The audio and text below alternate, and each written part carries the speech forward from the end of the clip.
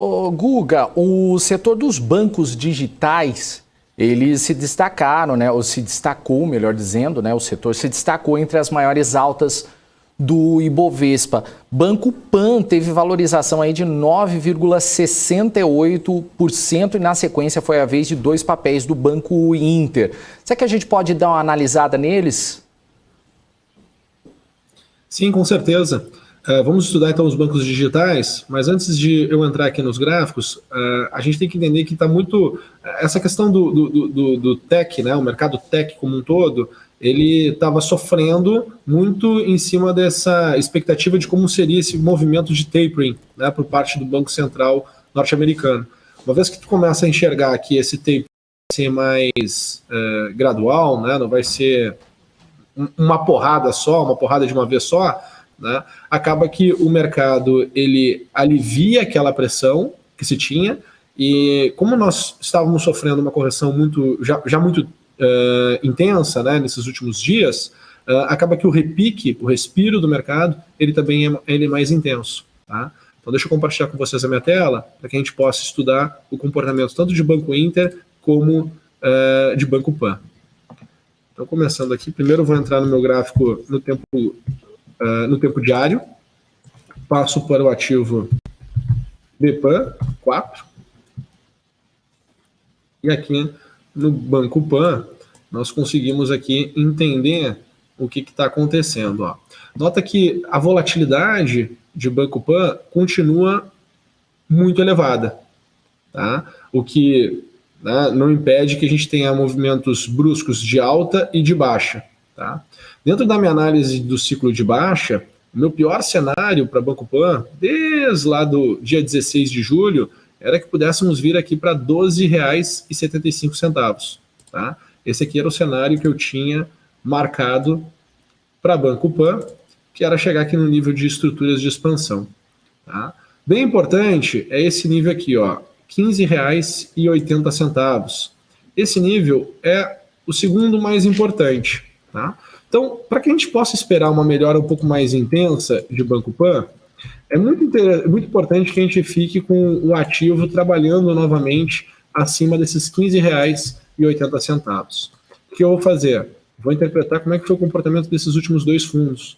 O comportamento desses últimos dois fundos, tá? A gente começa a perceber que pelos indicadores, né, a gente não tem aqui um grande afastamento em relação à média, como a gente teve em etapas anteriores, principalmente lá no início do processo de correção, que ele mostrava uma fragilidade muito grande aqui da tendência de alta, e que existia um espaço bem interessante para sofrer uma correção. Tá bom, essa correção aconteceu, esse movimento se intensificou nesses últimos três pregões do dia 4 de outubro, 5 de outubro, e 6 de outubro, né, a correção ela se intensificou, saindo desse patamar dos 15,80 para vir buscar os 12,75 e agora está voltando. Tá? Dentro deste contexto, o que dá para imaginar aqui que Banco Pan pode ter de alta? Né? Como é que eu posso projetar, o que eu posso imaginar aqui de repique em Banco Pan?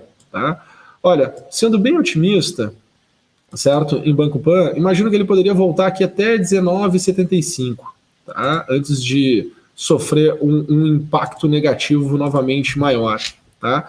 Mas, estrategicamente, se tu for olhar assim, por quanto eu tenho para ganhar versus quanto eu tenho para perder, olhando dessa maneira, eu não tenho aqui uma grande vantagem.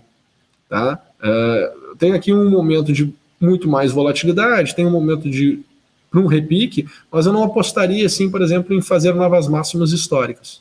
Tá? Eu acho que ainda é um momento meio conturbado aqui de curto prazo. Claro, aquele investidor que ele tem mais tempo para ficar acompanhando o mercado e consegue alocar o seu recurso e pegar grandes variações percentuais num curto espaço de tempo, pode se beneficiar. Mas aquele investidor que está procurando se posicionar agora, vamos assim dizer, para um movimento para o final deste ano, eu já teria um pouquinho mais de cautela, esperaria um pouquinho mais, né, as coisas ficarem mais interessantes, principalmente com uma diminuição da volatilidade, para aí sim buscar um ponto de entrada em Banco Pan.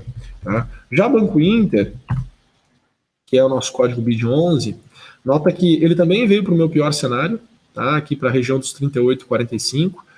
Eu continuo aqui com uma amplitude muito grande o indicador em relação à média, né? Mostrando que, de fato, passou por um processo de correção muito intenso, muito forte. Esse movimento de alta também é um movimento de repique. Nota que, mesmo com toda a alta de ontem, não superou as máximas do dia anterior.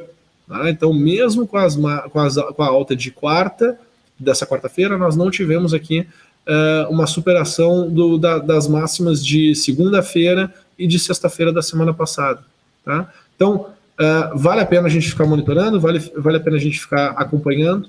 Ao meu ver, a gente tem aqui uma possibilidade de ter uma segunda etapa aqui de correção ainda para enxergarmos aqui a volatilidade diminuir, tá? Mas olhando para um cenário positivo e imaginando uma continuidade aqui de um processo de ajuste da alta, eu imagino que Banco Inter possa chegar aqui entre 55,80, né, e R$60. Tá? Imagino que essa alta ela possa continuar até esse patamar de preço. Tá? Nota que não supera os patamares de preço ali do final de agosto. Tá? Continua ainda com os preços sem realizar um rompimento das máximas que nós tínhamos ali em agosto, tá? O que mostra que ainda está num processo, né, de encontrar esse fundo, né, de toda essa correção que iniciou lá no final de julho deste ano.